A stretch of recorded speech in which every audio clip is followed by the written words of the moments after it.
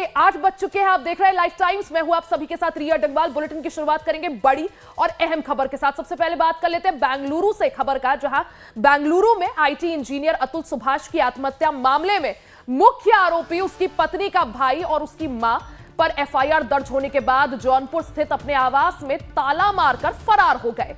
उनके घर से निकलने और घर में ताला लगे होने का वीडियो अब सामने आया है। तो ये बड़ी खबर आपको बता दें, जहां बेंगलुरु में इंजीनियर हत्याकांड मामले में यानी इंजीनियर सुभाष की आत्महत्या मामले में मुख्य आरोपी उसकी पत्नी और भाई और उसकी मां एफआईआर दर्ज होने के बाद जौनपुर स्थित अपने आवास में ताला मारकर फरार हो गए हैं। उनके घर से निकलने और घर में ताला लगे होने का वीडियो अब सामने आया है।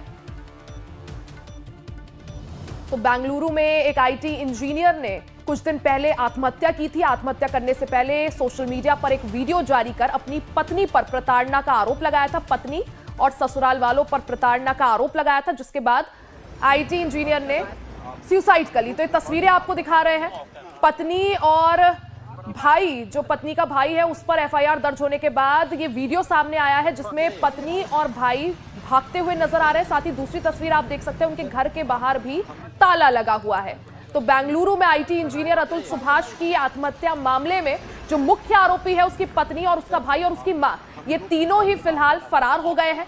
एफआईआर दर्ज होने के बाद जौनपुर स्थित अपने आवास में ताला मारकर तीनों फरार हो गए हैं। उनके घर से निकलने और घर में ताला लगे होने का वीडियो सामने आया। तो ये दोनों वीडियोस हम आपको दिखा रहे हैं। पहला वीडियो आप देख सकते हैं, जिसमें जो आईटी इंजीनियर है जिसने सुसाइड की थी, उसकी पत्नी और भाई यहां पर घर से भागते हुए दिख रहे हैं। और दूसरा वीडियो आप देख सकते हैं, घर पर ताला लगा हुआ है। तो उनके घर से निकलने और घर में ताला लगे होने का वीडियो अब सामने आया है। तो बेंगलुरु में आईटी इंजीनियर सुसाइड से जुड़ा ये पूरा मामला, जिसमें सुसाइड करने से पहले जो इंजीनियर है उसने अपना एक वीडियो शेयर किया था, जिसमें उसने अपनी पत्नी पर और उसके परिवार वालों पर प्रताड़ित करने का आरोप लगाया था। एफआईआर दर्ज होने के बाद जो मृतक की पत्नी है और उसका भाई, ये दोनों ही फरार है और घर से भागते हुए इनका वीडियो भी सामने आया है और घर में ताले लगा होने का वीडियो भी सामने आया है। तो जौनपुर स्थित अपने आवास में ताला मारकर दोनों ही फरार हो चुके हैं। इस पूरे मामले में जो मुख्य आरोपी है वो मृतक की पत्नी, उसका भाई और उसकी मां है। ऐसे में तीनों एफआईआर दर्ज होने के बाद फरार बताए जा रहे हैं। जौनपुर में जिस घर में रहते थे उस घर में भी ताला लगा हुआ है। दोनों ही वीडियोस आपको दिखा रहे हैं। अब दोनों ही वीडियोस सामने आए हैं।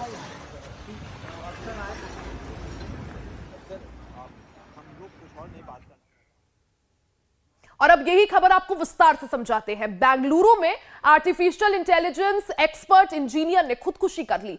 खुदकुशी से पहले उन्होंने अपनी पत्नी पर प्रताड़ित करने का आरोप लगाया। अतुल सुभाष ने पत्नी और उसके परिवार पर अवैध तरीके से पैसे वसूलने का भी आरोप लगाया। यहां तक कि उन्होंने जौनपुर कोर्ट के जज और पेशकार समेत पूरे सिस्टम पर भी सवाल खड़े किए हैं। एक रिपोर्ट आपको दिखाते हैं। मैंने कितनी धारा उस पर एक खत्म हो जाता था केस तो दूसरा लगा देती थी। ये आंसू हैं बूढ़े पिता के, ये आंसू हैं लाचार और बेबस पिता के, ये आंसू हैं जवान बेटे की अर्थी को कंधा देने के गम में डूबे बुजुर्ग शख्स के। इनका बेटा अब इस दुनिया में नहीं रहा। अतुल सुभाष अब इतिहास बन गया है। मैंने कितनी धारा उस पर एक खत्म हो जाता था केस तो दूसरा लगा देती थी। इस बात के कारण जो है तो भीतर से फ्रस्ट्रेट था, लेकिन हम लोग को महसूस नहीं होने दिया कि क्या है नहीं है।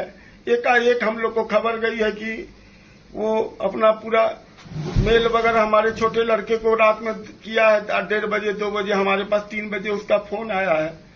उसके बाद हम लोग कैसे कैसे करके वहां से पटना आए हैं, एयरपोर्ट पटना से बेंगलोर पहुंचे 4 बजे शाम में।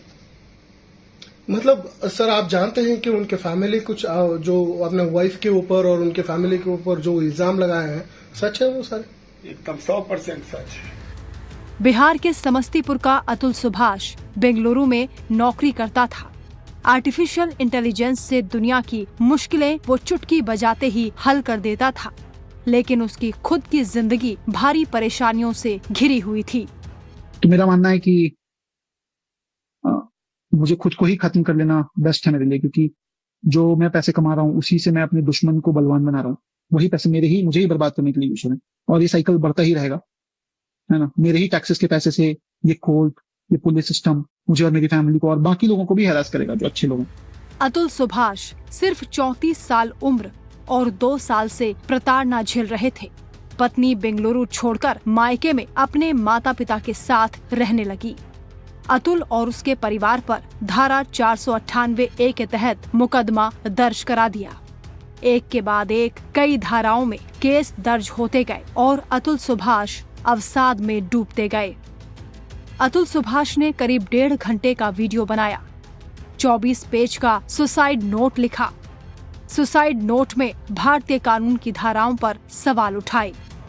पत्नी और उसके परिवार पर झूठे केसों में फंसाए जाने के आरोप लगाए। 2 साल में कोर्ट की 120 तारीखें और 40 बार बेंगलुरु से जौनपुर जाने की पीड़ा बताई।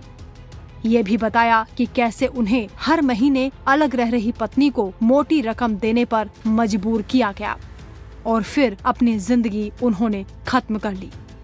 अतुल ने पूरे जुडिशियल सिस्टम पर सवाल उठाए हैं, कोर्ट के पेशकार पर भी सवाल उठाए हैं और सवाल उठाए हैं उन धाराओं पर जिनकी वजह से न सिर्फ अतुल बल्कि उनके पूरे परिवार को प्रताड़ित किया गया।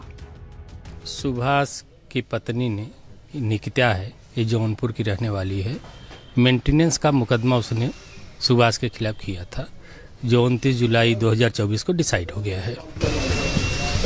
सिर्फ इसमें क्या आदेश में क्या कुछ लिखा हुआ था, क्या मेंटेनेंस पे बात हुई? मेंटेनेंस के लिए जो है कोर्ट ने निकिता का मेंटेनेंस, चूँकि निकिता स्वयं धन अर्जित करती थी, इसलिए कोर्ट ने जो है मेरिट पर उसका पिटीशन खारिज कर दिया उसके लिए, और उसके बच्चे के लिए 40,000 रुपया पर मंथ जो है अतुल को देने के लिए आदेश किया था।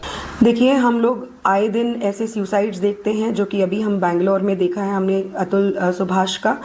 बहुत ही नौजवान पुरुष जो हैं झूठे केसेस में फंसने की वजह से या लीगल टेररिज्म का शिकार होकर अपनी जान दे रहे हैं। बहुत सारे पुरुष हैं जो अपनी बात कहीं पर रख भी नहीं पाते हैं, उनके एविडेंसेस देखे नहीं जाते हैं, उनको 1 नहीं 2 नहीं, जैसा कि अतुल के साथ भी था, 9 केसेस में 10 केसेस में इम्प्लीकेट कर लिया जाता है। सिर्फ उनको नहीं, उनके परिवारों के ऊपर भी एलिगेशंस लगाए जाते हैं, उनके माता पिता, उनके भाई बहन, सबको इन मैट्रिमोनियल डिस्प्यूट्स में इम्प्लीकेट कर लिया जाता है और उसके बाद एक बड़े अमाउंट की डिमांड होती है। और बहुत सारे जो पुरुष हैं वो इस पैसे को ना देने की वजह से या तो अपनी जान दे देते हैं या फिर सालों साल सफ़र करते रहते हैं। बहुत ही ज़्यादा सारा देश जो है वो शौक में भी और शोक में भी है, क्योंकि एक बहुत ही नौजवान और उनका जो वीडियो है वो दिल दहला देने वाला है। तो डेफिनेटली शादी जो एक हमारे भारतीय परंपराओं से जब तक सीमित है, जब तक उससे बंधी हुई है भारतीय परंपराओं से, तब तक ठीक है। लेकिन ये जो, जैसा उन्होंने खुद कहा है, जो कम्युनिज्म का कीड़ा इसमें, सोशलिज्म का कीड़ा इसमें, एक तरह से जो निंदनीय फेमिनिज्म का जो पूरा साइड है उसका कीड़ा इसमें, और बाकी 3-4 चीज़ें अगर इसमें और एक धंधा लोग बना लेंगे उसको, करोड़ों रुपए की एक्सटॉर्शन उससे की जा रही थी, जो कि उसकी कैपेसिटी से भी बहुत बाहर थी। तो ये तो इसमें तो कोई कहने वाली ही बात नहीं है कि ये सब चीज़ें निंदनीय है। अतुल सुभाष इस दुनिया में नहीं है, लेकिन जो आरोप लगाकर उन्होंने दुनिया को अलविदा कहा है वो सोचने पर मजबूर करते हैं। अब उनकी पत्नी निकिता के परिवार ने कहा है कि जल्द ही अतुल सुभाष के आरोपों का जवाब दिया जाएगा। और ये भी पता चला कि मेरे नाम से FIR में भी नाम दिया गया है, जबकि केस तो घटना तो घटी है वहाँ बेंगलोर में, हम लोग तो सब यहाँ हैं, तो इससे हमारा कोई लेना देना नहीं है। कोर्ट में केस चल रहा है लड़की का, लड़के का, उसका कोर्ट फैसला करेगा। बाकी इसके आगे मेरे को पता नहीं, क्योंकि मैं तो दूसरी जगह रहता हूँ, दूसरे मकान में रहता हूँ। इस केस को लड़की की माई डील करती है। अतुल सुभाष के खुदकुशी करने के बाद एक बार फिर धारा 498A पर विचार करने की मांग की जा रही है। लाइफ टाइम्स किसी भी तरह खुदकुशी करने को सही नहीं मानता और इस बात का पक्षधर है कि कोई भी गलत कदम उठाने से पहले अपने परिजनों का ख्याल जरूर करना चाहिए, दोस्तों से बात करनी चाहिए। Bureau report, life times. वहीं मेटा का सर्वर फिर से